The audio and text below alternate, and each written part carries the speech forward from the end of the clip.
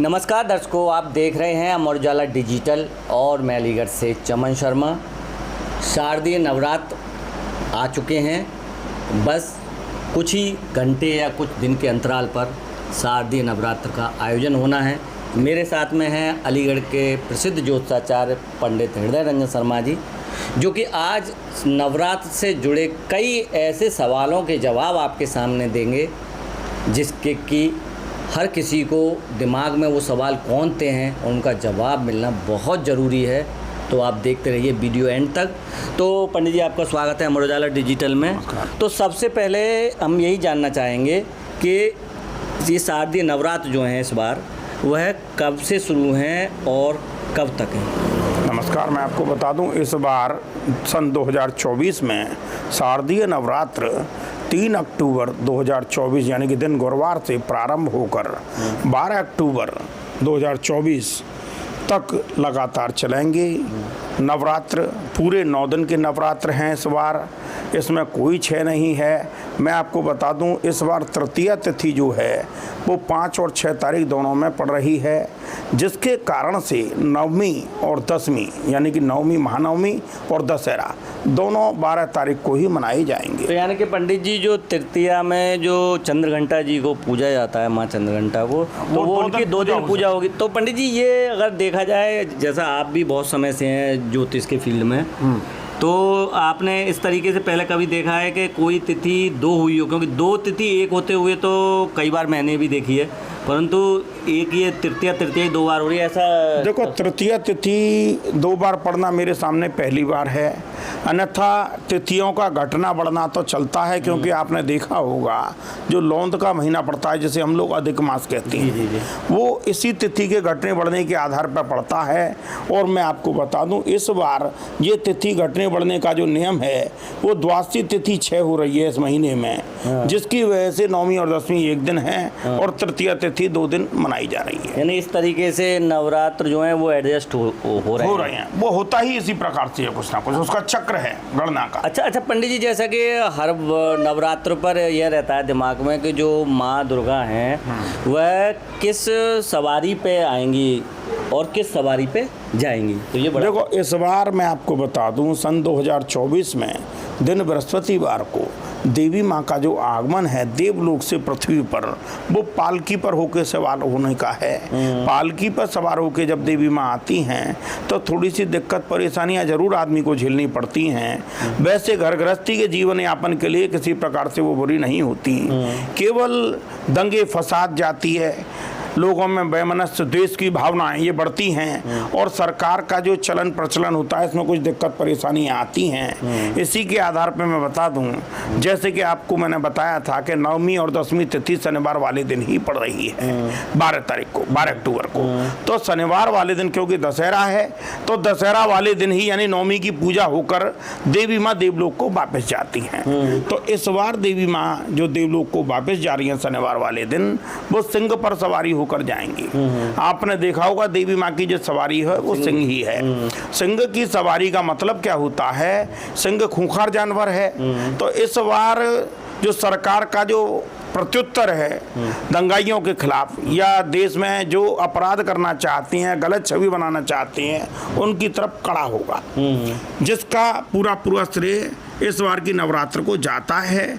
और आप देखना, कुछ इस तरह के दंगे फसाद आपको देखने को मिल सकती हैं, क्योंकि नवरात्रि का आगमन और प्रस्थान मैंने जो आपको बताया है, इसका पूरा प्रभाव मैंने देखा है। अच्छा पंडित जी, जैसे नवरात्र जब शुरू होते हैं तो कई बार और कई जगहों पर जो कलश स्थापना की बात होती है, तो कलश स्थापना का क्या समय है और क्या विधि है? एक तो थोड़े से देखो, नवरात्र का जो मुख्य पहलू है वो कलश स्थापना होता है। आपने देखा होगा माताएं बहनें या घर का जो मुखिया होता है, जब वो अपने घर में नवरात्रि व्रत के लिए प्रयोग करते हैं तो कलश स्थापना की जाती है। कलश स्थापना का सीधा महत्व है घर में उन्नति, देवी माँ का आगमन, घर में नई खुशहाली के कार्यक्रम हों, उसके लिए कलश स्थापना करी जाती है, जिसमें रेत या बालू या मिट्टी का प्रयोग किया जाता है, जिसकी वेदी बनाई जाती है, जिसमें सतनजा डाला जाता है या मुख्य रूप से जौ डाले जाते हैं। तुमने देखा होगा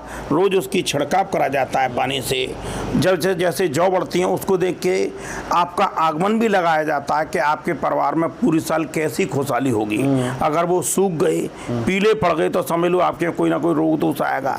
अगर जो सीधे हरियाली में खड़े हुए हैं तो आपके उन्नति होगी। अगर उन्हें चूहे या जानवर खा गए या हुए ही नहीं तो आपके यहाँ चोरी चकारी या कोई गलत काम भी हो सकता है। ये उसका आगमन का प्रयोग लगाया जाता है। और तो कलश स्थापना मेन जरूरी चीज़ है।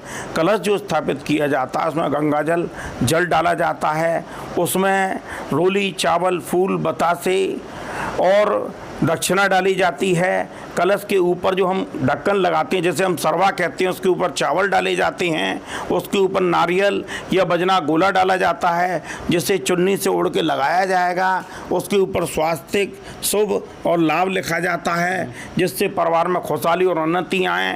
उस प्रतिदिन दुर्गा सप्तशती और हवन यज्ञ इत्यादि आदमी करते हैं। बहुत से लोग गायत्री मंत्र का भी प्रयोग 9 दिन करते हैं। और मैंने अपने प्रचलन में देखा है कि दुर्गा सप्तशती का प्रतिदिन एक पाठ महिलाएं या पुरुष अपने घर में करती हैं जिससे घर में खुशहाली और उन्नति बढ़ती है। अच्छा पंडित जी, जैसे कलश स्थापना कर दी गई, कलश स्थापना के बाद रोज़ाना हम जो सुबह से मतलब जगते हैं और जगने के बाद हम जो अपनी पूरी प्रक्रिया रखते हैं पूजा पाठ की 9 दिनों तक, तो वो क्या होनी चाहिए? जैसे सुबह कितने बजे जगा जाए और किस तरीके से पूरे करें कि उसका पूरा फल मिल सके? देखो, आम प्रचलन में तो जैसा परिवार में आज तक होता चला है वही करना चाहिए। अन्यथा इसका जो प्रयोग है वो ये है कि जिस दिन आपको घट स्थापना करनी है उस दिन आप सूर्योदय से पहले उठ के उस पूजा स्थल को साफ करें, गंगा जल छिड़कें। बहुत सी जगह पे आपने देखा होगा कि नए कपड़े वगैरह बिछा बिछू के उस दिन सबरी सेटिंग करी जाती है पूजा की, जिसमें लाइट रंगीन वगैरह लगा लोगों के बच्चे देवी माँ को नए कपड़े लत्ते वगैरह पहनाती हैं। दूसरा, एक चौकी की स्थापना करी जाती है जिसमें देवी माँ को बिठाया जाता है। उसमें लाल, पीला, केसरिया, गुलाबी या अपने द्वारा बनाया हुआ, कुछ माताएं बहनें अपने द्वारा बनाती हैं श्रृंगारों को, पोशाक जिन्हें कहते हैं हम लोग, देवी माँ की पोशाक, वो पहना के उन्हें रखा जाता है जिसकी पूजा 9 दिन एक ही जगह पे होती है। आपने देखा होगा कंडी और अज्ञारी की पूजा भी इसमें होती है। घर के लोग लौंग वगैरह के जोड़े चढ़ाते हैं बच्चों के नाम से, परिवार के लोगों के नाम से। वो प्रतिदिन की पूजा है। और सुनो, इन दिनों में स्वात्विक रहना बहुत जरूरी है। जो व्यक्ति अपने घर में घट स्थापना कर रहा है या देवी माँ की स्थापना करी है वो 9 दिन उन्हें छोड़ के घर से वापस नहीं जा सकता है। उसे प्रतिदिन की पूजा करनी ही होगी जब तक कि उसके परिवार में कोई सूतक ना लगे। अच्छा पंडित जी, जैसे कि अगर जैसे कोई पूजा पाठ कर रहा है या 9 दिन व्रत रहा है वो, अगर बाई चांस कोई ऐसी कोई घटना घटित हो जाती है कि उसे वहाँ से किसी दूसरे स्थान पर जाना ही है, उसके बिना काम ही नहीं चलेगा, तो उसके लिए क्या कायदे? देखो, मैं आपको बता दूं, अगर कोई विशेष ऐसी स्थिति आ जाती है जिसमें कि आपातकाल जैसी स्थिति है तो कहा गया है शास्त्रों में आपातकाले मर्यादा नास्ति। आप किसी भी विशेष कार्य हेतु जा सकते हैं। आपकी पत्नी, आपकी संतान में पुत्री हो वो इस काम को कर सकती है। और मैं बता दूं, पुत्री परायाधन है, उसके ऊपर सूतक माने नहीं होगी। पुत्री घर में रहते हुए उस पूजा पाठ को कर सकती है। उस पर जीवित और मृत दोनों प्रकार के सूतक नहीं माने होंगे। अच्छा। तो इस तरह से घर की पूजा पाठ चल सकती है।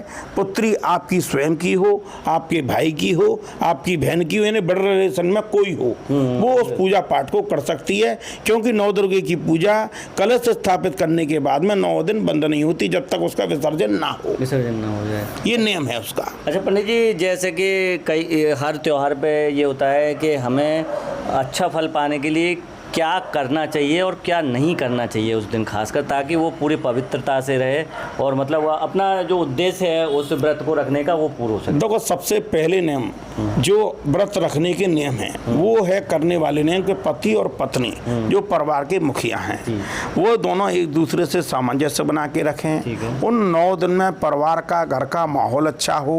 उन दिनों में मीट मांस गलत कार्य ना हो, शराब इत्यादि का सेवन ना हो। जहाँ तक पति पत्नी के व्यवहार में कोई गंदा कार्य हो उससे भी उसे बचना चाहिए।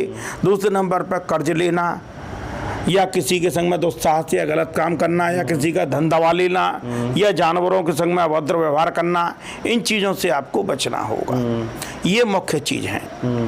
अच्छा, इसमें एक जैसे अगर सामान्य पूजा विधि कहें कि हम बहुत कुछ नहीं खर्च कर सकते या वो, तो सामान्य पूजा विधि क्या है? देखो, सामान्य पूजा विधि में मैं आपको बता दूं, आप दुर्गा चालीसा पढ़ सकते हैं, प्रतिदिन दोनों टाइम की आरती कर सकते हैं, सुबह शाम की जो आपने देखी होगी। उसके अलावा आप चाहो तो कंडी पे अग्यारी भी कर सकती हो, जिसमें हवन इत्यादि बगैर पंडित को बुलाए भी आप अपने घर में स्वयं यजमान बन के कर सकती हो। क्योंकि आपने परिवारों में देखा होगा, दोनों नवदुर्गाओं में, वैसे तो नवदुर्गा 4 पड़ती हैं, आपने देखी होंगी। 2 नवदुर्गाएं गुप्त नवरात्रि कही जाती हैं और 2 नवरात्रि ऐसी होती हैं जिन्हें आम घरेलू लोग रह सकती हैं। घरेलू लोगों की नवरात्रि हैं, उसमें बाहरी पंडित से प्रयोग ना करते हुए बहुत से लोग अपने घरों में ही पूजा पाठ करते हैं, जिन्हें हम सामान्य पूजा का दर्जा देते हैं। तो ये सामान्य रूप से करना बहुत बढ़िया है। इससे सबसे बड़ी बात क्या होती है कि जो आपकी आगामी नई पीढ़ी है, जिनमें देखा होगा आपके घरों में छोटे छोटे बच्चे होती हैं, जिन्हें सबसे पहले संस्कार सिखाने की विधि इसी परंपरा से शुरू होती है, जो माताएं बहनें पिछले लंबे समय से करते चले आ रहे हैं और उन्हीं के देखा देखी उनके बच्चे और उनके बच्चे करते हैं। तो दर्शकों, देखिए कि इस बार के जो शारदीय नवरात्र हैं वह खास किस लिए हैं, क्योंकि ये बहुत ही अलग तरीके की बात है कि तृतीय जो तिथि है वो 2 दिन है। यानी कि जो तृतीय तिथि में चंद्रघंटा माँ को जो पूजा जाता है, यानी चंद्रघंटा माँ की पूजा 1 नहीं 2 दिन होगी। ये बहुत बड़ी बात है, क्योंकि ऐसा अभी हाल फिलहाल में या कई वर्षों से तो शायद ऐसा सामने नहीं आया है। परंतु जैसा कि पंडित जी ने बताया कि आपको किस तरीके से कलश स्थापना करनी है, किस तरीके से पूरी पूजा करनी है, तो उसी तरीके से आप करिएगा और पूरा फल पाइएगा। पंडित जी, आपका धन्यवाद। आप देखते रहिए अमर उजाला डिजिटल और मैं अलीगढ़ से चमन शर्मा। अगर आप ये वीडियो YouTube पर देख रहे हैं तो हमारे चैनल को सब्सक्राइब करें और बेल आइकन को दबाना ना भूलें। अगर आप Facebook पर ये वीडियो देख रहे हैं तो हमारे पेज को लाइक करें।